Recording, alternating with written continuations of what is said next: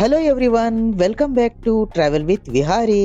Friends, విమానాల్లో మాదిరిగానే పడవల్లోకి కూడా ఎంటర్ అయ్యే ముందు బోర్డింగ్ అనేది ఉంటుంది. ఆల్రెడీ మనది బోర్డింగ్ పూర్తి చేసుకున్నాము. ఇప్పుడు పడవ లోపలికి ఎంటర్ అవుతున్నాము. మీరు చూస్తున్నది ఇదంతా పడవ లోపలి భాగం. షిప్ లో ప్రయాణం చేసి షిప్ ని లంగరు వేసే సమయానికి ఒక పెద్ద షిప్ అనేది ఎదురుగా వచ్చింది.